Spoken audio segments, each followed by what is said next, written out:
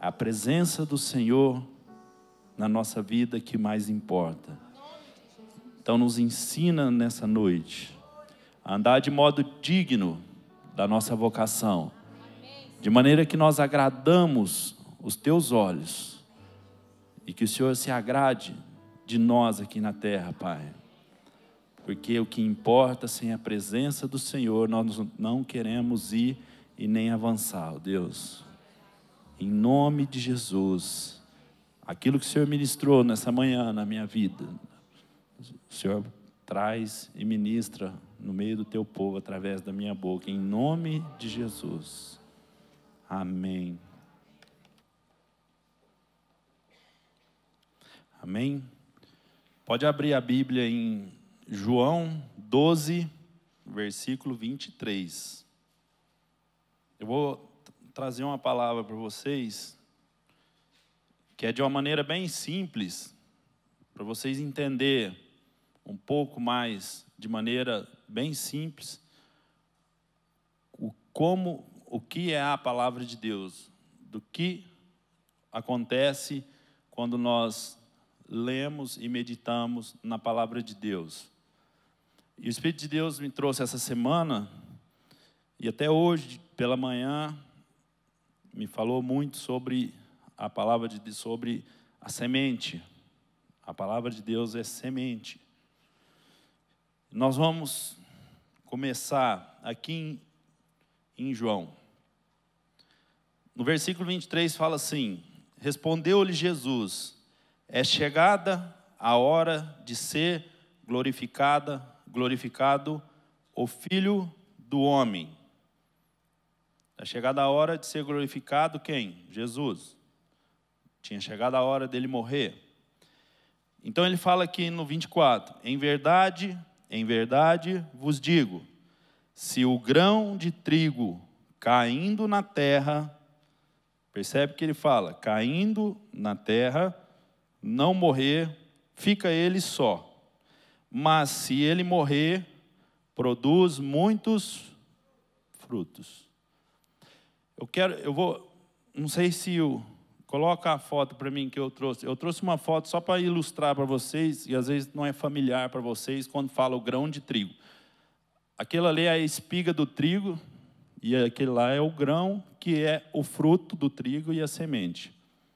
Então, quando fala lá em Marcos 4, 26, fala assim, o reino de Deus é como se um homem lançasse uma semente na terra, depois dormisse, se levantasse de noite ou de dia, e a semente brotasse, crescesse, não sabendo ele como. Porque a erva primeiro frutifica, primeiro a erva, depois a espiga, que está ali, e por último o grão, cheio da espiga. Cada pé de trigo deve trazer em torno de 120 grãos, mais ou menos. Amém? Pode tirar. Então, aqui ele fala o quê? Que se o grão, ele está falando, chegou a hora dele ser glorificado. Ou seja, chegou a hora dele cumprir o projeto que ele veio fazer aqui na terra. E ele falou, então, se o grão de trigo não morrer caindo na terra, o grão precisa cair na terra para fazer alguma coisa. E ele precisa morrer para ele virar uma erva e para ele frutificar. Agora, pode segurar aí e abre em 1 Pedro, nós vamos ler ali no capítulo 1. Pode segurar que nós vamos depois voltar aí. No versículo 20. Conhecido com efeito antes da fundação do mundo, porém manifestado no fim dos tempos por amor de vós, que por meio dele tendes fé em Deus, o qual ressuscitou dentre os mortos e lhe deu a glória, de sorte que a vossa fé e a esperança estejam em Deus. De quem que ele está falando? Jesus. Então ele já era conhecido antes. Ele já existia antes. Antes da fundação do mundo, Jesus já existia. Mas ele manifestou agora no final dos tempos, por amor de nós. Agora no 23. Pois fostes regenerado não de semente corruptível, mas de incorruptível, mediante a palavra de Deus, a qual vive e é. Amém? Então, nós fomos regenerados com Deus através de uma semente incorruptível mediante a palavra. Então, entende que palavra é semente? Palavra de Deus é semente incorruptível, não é isso? E que dura para sempre. Por quê? A semente no mundo natural, eu sou agrônomo, trabalho com semente. Ela no mundo natural, ela tem um prazo de validade, depois ela perde o vigor e a germinação. Mas a semente,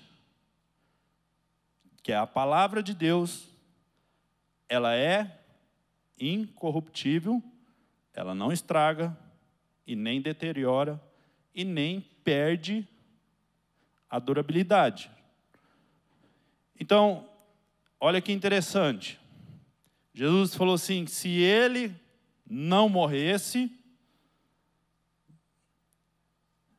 ele ficaria só. Se o grão de trigo não cair na terra e não morrer, não virou nada.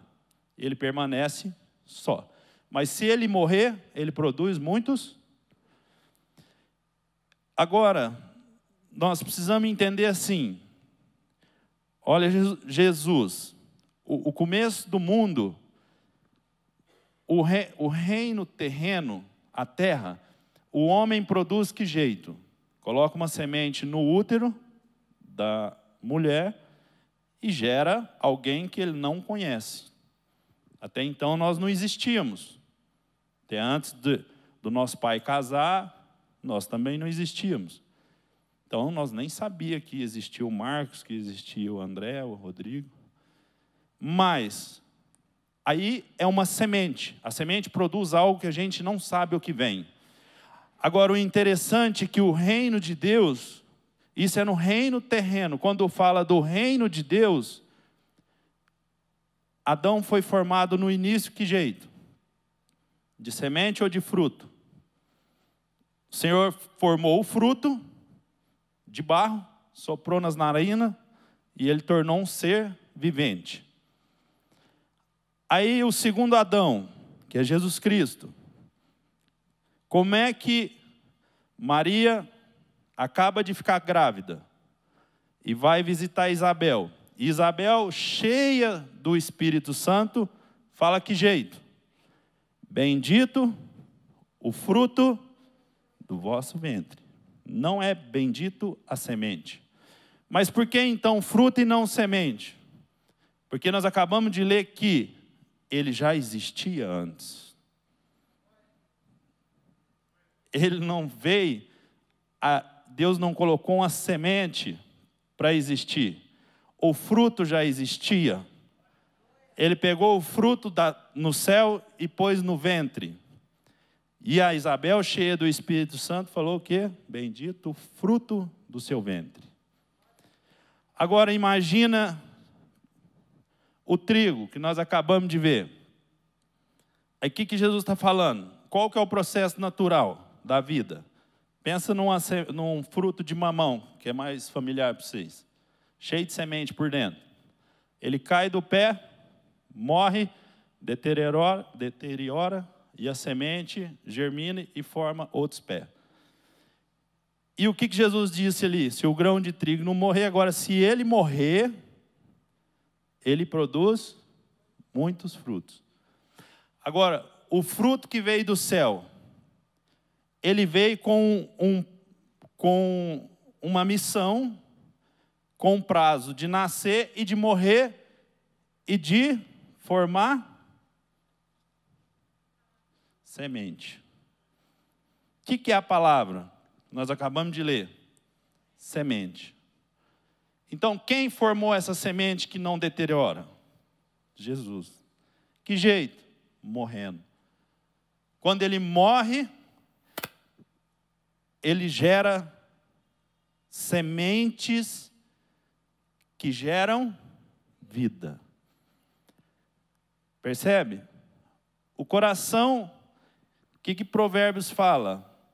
Ó, de todas as coisas, guarda o seu coração, que dele provê as fontes, plural, não fonte, as fontes de vida. Aí o que Paulo fala em Coríntios, para os apóstolos, para a igreja de Coríntio? Olha aqui, vocês são lavoura de Deus. Agora, lavoura de Deus, cadê o solo? Coração. E aí o que ele fala mais? Olha aqui, eu plantei semente aí. Quem cuidou foi Apolo, mas o crescimento vem de Deus. Então a palavra de Deus, ela é semente formada por Jesus Cristo, pela morte de Jesus. Ela é semente viva e eficaz, capaz de dividir alma e espírito,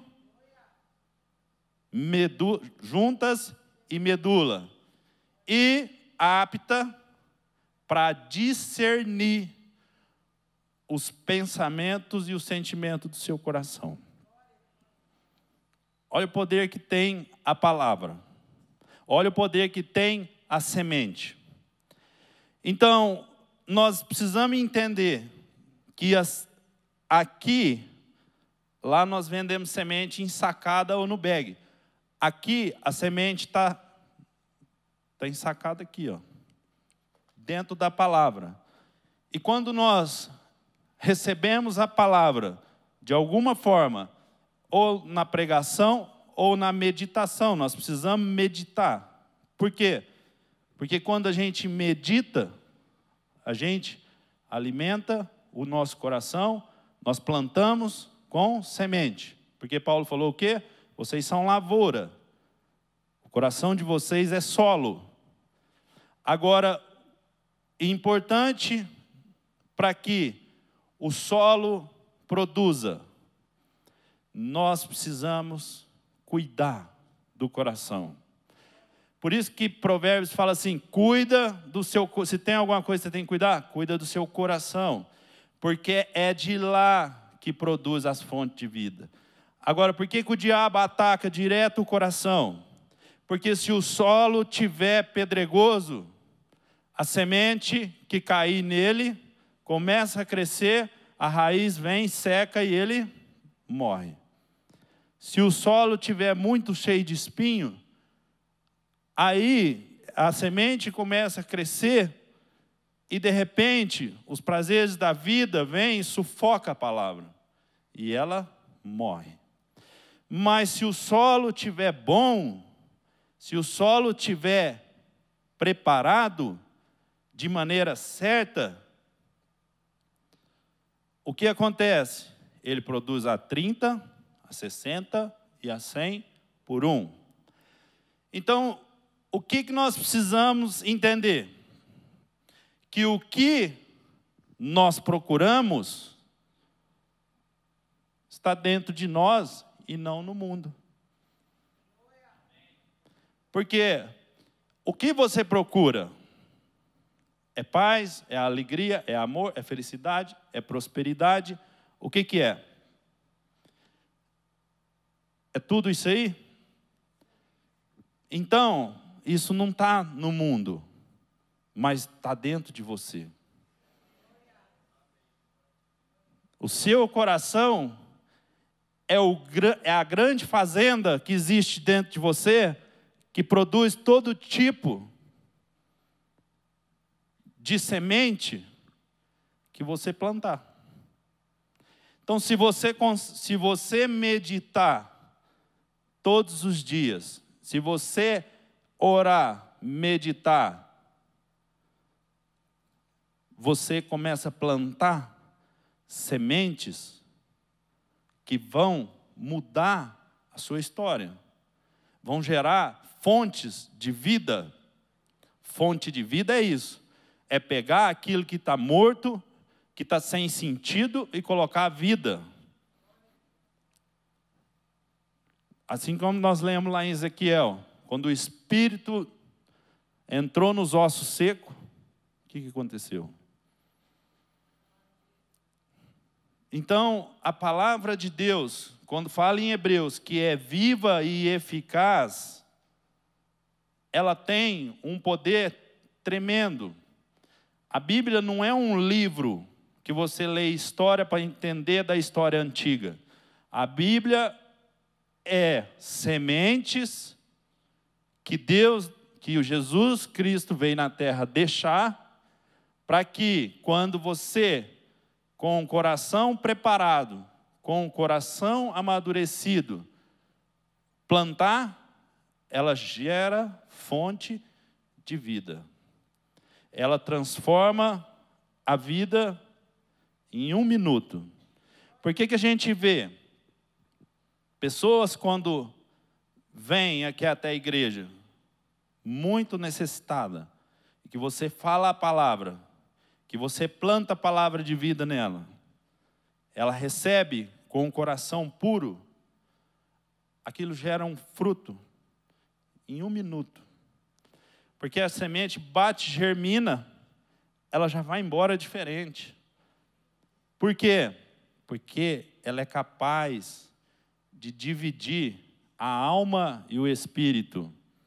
Então imagina tirar alguma mágoa, algum ressentimento, alguma depressão que está grudado, impregnado na sua vida, na sua alma, no seu espírito.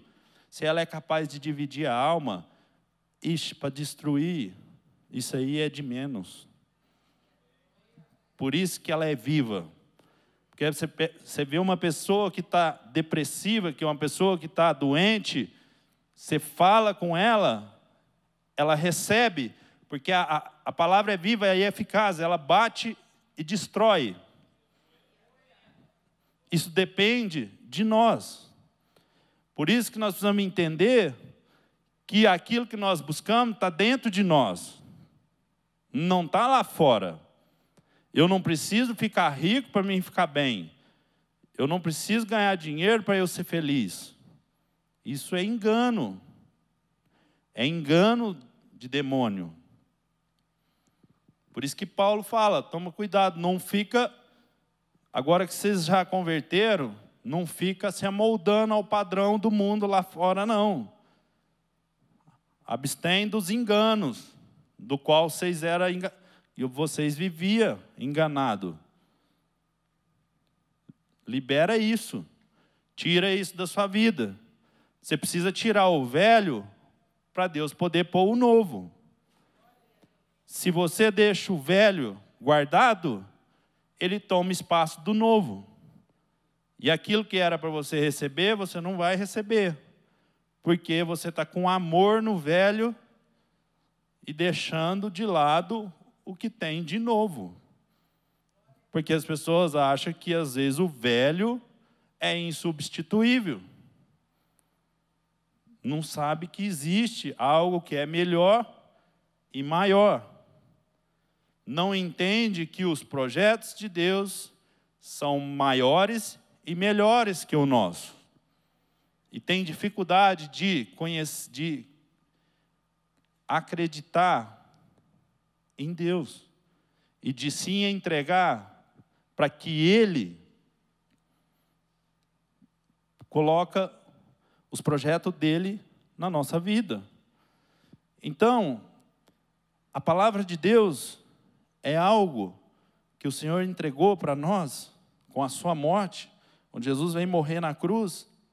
Ele vem entregar a palavra de vida para que nós no tempo, se nós lermos aqui até mais para cima em Pedro, ele vai falar aqui. Aqui no 17 fala assim, ó, se vocês invocam como Pai aquele que sem acepção de pessoas julga segundo as obras de cada um, portai-vos com temor diante de Deus no tempo da vossa peregrinação. Então, olha, Deus, Ele não julga igual o homem julga. Deus não julga como o homem julga. Ele fala que ele julga segundo as obras de cada um. Por isso que a palavra de Deus fala que Ele sonda os pensamentos e o coração, e vê a intenção do coração. Porque a forma de Deus julgar alguém é pelos seus pensamentos e pela intenção do coração. Às vezes você vê uma pessoa que às vezes ela não está tão certinha diante de Deus. Você fala, mas aquela irmã, nossa, eu pelejo com ela. Só que no coração dela, ela é um coração puro que quer estar diante da presença de Deus. Porém, ela não está conseguindo. Porque Paulo fala que se tem alguma coisa, se eu faço aquilo que eu não quero, é porque existe o pecado que me força a fazer. E aí nós vamos entender que Paulo fala em Coríntios que o aguilhão da morte é o pecado.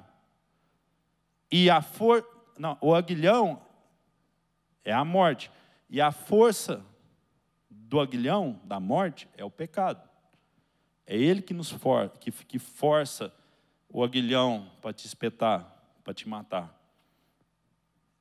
E aí, nós precisamos aprender a entender a palavra de Deus e saber plantar sementes no nosso coração.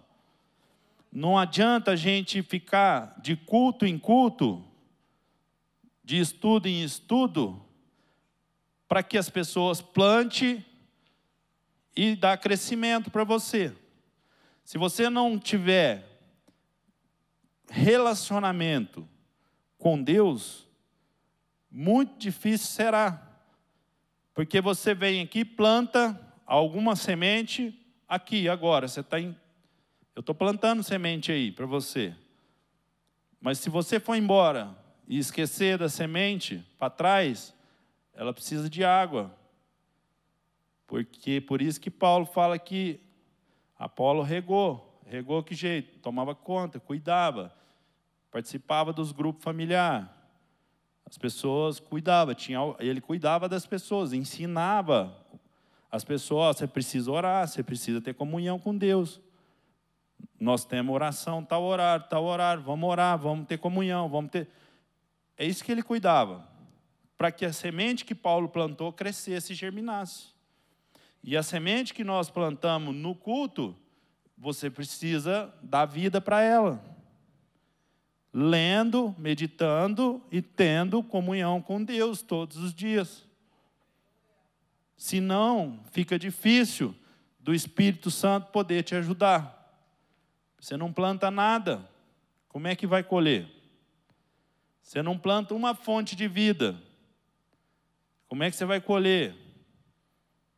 Você não cuida do coração, você não prepara o seu coração, você não põe o seu coração em condição fértil para que a semente germina, como é que vai colher? Por isso que o Senhor Deus,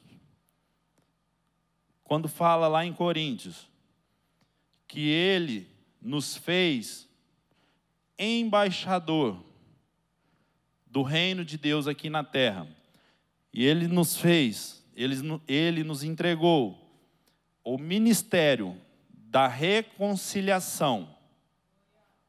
Nós estamos aqui, vocês estão aqui para reconciliar as pessoas que estão separadas de Deus.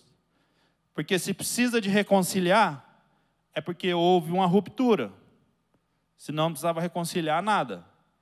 Se houve uma ruptura, algum dos lados está errado.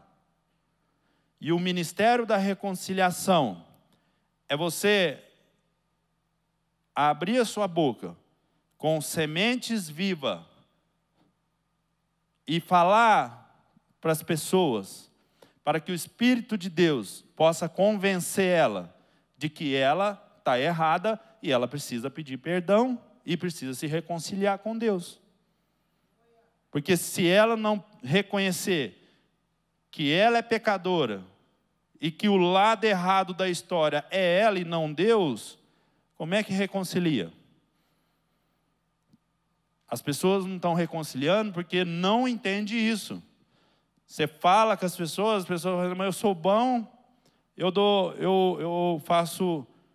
dou comida lá no asilo, eu ajudo as pessoas que pedem dinheiro no sinal, eu tenho Deus no meu coração. Mas não é isso que Deus está esperando de nós. É isso também. Não que isso tem que sair fora. Mas o que realmente reconcilia com Deus é entender a posição que nós estamos errado. Que quem pecou contra Deus fomos nós. Quem precisa do perdão de alguém, somos nós, precisamos do perdão de Deus. E não é Deus que precisa do nosso perdão. E esse ministério de reconciliação está nas nossas mãos, para que nós entregamos para cada um. Que as pessoas não sabem. As pessoas não sabem, mas Deus deu. Quando Jesus morreu, Ele colocou o Espírito Santo sobre a vida de cada um de nós, para que não adianta querer convencer com sabedoria. Nós precisamos convencer com palavra de poder. Que o Evangelho não é feito de sabedoria. O Evangelho é feito de poder. E o poder é ele que entra no coração e convence. Não é você muito saber se você estuda, se você não estuda, se você faz curso de teologia ou não. Isso não habilita ninguém a ter autoridade. Isso não habilita ninguém a ter o Espírito Santo. O que habilita é vida com Deus. O que habilita é meditar e orar. E ter o Espírito de Deus dentro de nós. Para que o Espírito de Deus possa usar a sua boca, a minha e a de todos nós, para reconciliar as pessoas que estão perdidas. Esse é o ministério da reconciliação. É isso que Deus espera de nós. Por isso que em Efésios fala o quê? Vocês precisam andar de modo digno da vocação de vocês, do nosso chamado. Nós temos um chamado, nós temos uma vocação que foi dada por Deus. E agora nós precisamos andar de modo digno. Para que eu não venha a ser descredibilizado quando eu falar com alguém. Para que Deus possa usar a sua vida. Para que o Espírito de Deus possa habitar e quando você abrir a sua boca, colocar autoridade e poder nas suas palavras. Por isso que nós precisamos ter comunhão com Deus. Por isso que Moisés fala para Deus, Senhor, se o Senhor não for comigo, eu não vou. Sozinho eu não vou. Eu preciso da tua presença. E por isso que nós, da mesma forma, para ir sozinho não adianta. Nós precisamos da unção e do poder e da autoridade. E isso só vem com renúncia. Se eu não renunciar, eu não tenho autoridade. Porque Jesus fala que aquele que não é digno de largar pai, mãe, irmão, irmã, não é digno de mim. Então eu preciso renunciar às minhas vontades Por isso que ele fala, no 14 ele fala assim, como filho da obediência, não vos amoldeis aos padrões que tinha anteriormente na vossa ignorância. Pelo contrário, segundo é santo que ele vos chamou, tornai-vos santos também, vós também, mesmo em todo o vosso procedimento. Sede santos porque eu sou santo. Então, veja bem que ele fala assim, não vos amoldeis. E eu falei ontem no culto de jovem, que amoldar, presta atenção, amoldar não é encaixar. Encaixar é uma peça perfeita. Aí encaixar no padrão do mundo, eu saio daqui e vou para o mundo. Agora, amoldar é eu estar aqui e pôr o pé lá fora. E aí eu vou, tipo assim, eu vou servir, eu vou estar em contato com Deus, mas eu preciso inserir esse pecado aqui, senão eu não vou conseguir largar tudo, não. Renunciar a tudo, não. Eu tenho isso aqui que eu gosto muito de fazer. Eu vou continuar indo no culto, eu sou crente, eu sou isso, eu quero servir, mas isso eu não vou deixar, não. Isso eu não consigo. É isso que é amoldar. Querer amoldar o evangelho de acordo com aquilo que você acha que é necessário para você. E o que Deus está falando, se você for dessa forma, não tem jeito de eu te abençoar. Não tem jeito de eu pôr autoridade nem unção em você. Porque você não venceu nem na sua própria vida, como é que você vai abençoar e querer ajudar alguém? Então, o chamado de Deus para nós é para que nós nos tornemos santos, igual Ele é santo. Eu falei numa pregação lá na quinta-feira, eu falei para eles assim, vocês precisam pensar assim, isso que eu vou fazer agora, sozinho, eu faria no meio das pessoas? Não? É vergonha? Por que diante de Deus não é? Então está errado. Porque tem muita gente que às vezes faz as coisas.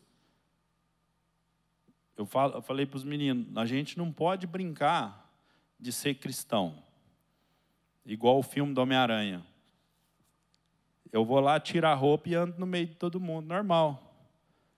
Agora eu sou cristão, agora tem um culto, tem um estudo. Deixa eu pôr a roupa de cristão e vou embora para a igreja. Aí lá eu vou orar, saiu dali, eu arranco a roupa e eu sou uma pessoa normal.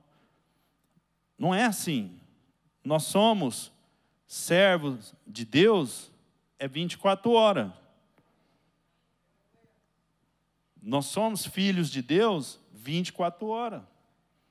É aqui, é em casa, é no serviço, é onde for que eu estiver. É na praia, é no clube.